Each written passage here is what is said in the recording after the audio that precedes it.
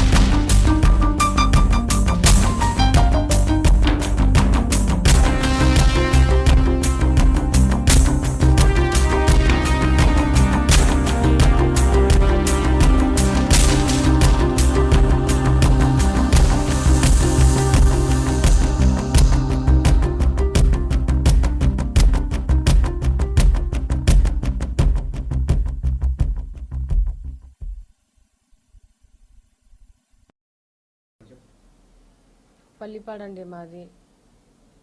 మా ఆయన పేరు పెద్దిరాజు, నా పేరు నాగజ్యోతి. బాబుకి కరెంట్ షాక్ కొట్టింది. మేము కూలి పనికే వెళ్తాం. కరెంట్ షాక్ కొట్టింది, సోయి తప్పి పడిపోయింది పిల్లగాడు. పడిపోతే ఖమ్మం ఫస్ట్ కొంజాలో చూపిస్తే మా వల్ల కాదు అన్నారు. వాళ్ళ కాదు ఖమ్మం ఎత్తుకెళ్ళండి అంటే వేరే హాస్పిటల్కి ఇదివరకు తీసుకెళ్తే మా వల్ల కాదని అన్నారు. మా పిల్లగాళ్ళకి తెలిసిన వాళ్ళ ద్వారాగా ఈ సంకల్ప హాస్పిటల్ చెప్తే ఇక్కడికి తీసుకొని వచ్చినాం.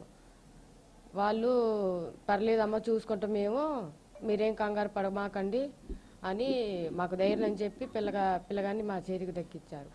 బాబు బాత్రూంలోకి వెళ్తాడు అంటే బాత్రూమ్ పక్కనే ఉంది ఐస్ బండి. ఆ ఐస్ బండికి కొంచెం తీగ లీక్ అయ్యి ఆనుకున్నాడు పిల్లగాడు. తిరిగి అమ్ముతారుగా అలా ఆ బండి ఇంట్లోనే ఉంటుంది. మాకేగా ఇంట్లోనే ఉంటే ఆ బండి ఇంకా బాత్రూమ్ పక్కనే పెట్టిండు, మా మావయ్య పెట్టిండు. పెడితే ఆ పిల్లగాడు అనుకోకుండా బాత్రూంలోకి వెళ్తే ఆ పిల్లగాడు స్కూల్కి వెళ్దామని బయలుదేరుకుంటే ఇంకా ఒంటి మీద బట్టలు కూడా ఇప్పేసి బాత్రూంలోకి వెళ్తే అనుకోకుండా తగిలి స్లో పడిపోయింది. ఇక పిల్లగాడు పడిపోతే ఎత్తుకొని చేతుల మీద తీసుకొని వచ్చినాం. అసలు దక్కడు అనుకున్నాం మా పిల్లగాడు మాకు. ఈ హాస్పిటల్లోకి వచ్చాక మా పిల్లగానే మాకు దక్కిచ్చారు. నమస్తే అండి. మా సంకల్ప హాస్పిటల్కి 13వ తారీఖున మార్నింగ్ 8:30కి పల్లిపాడు ఊరు నుంచి అరుణ్ చైతన్య అనే బాబు వచ్చాడండి. 8 ఇయర్స్ బాబు.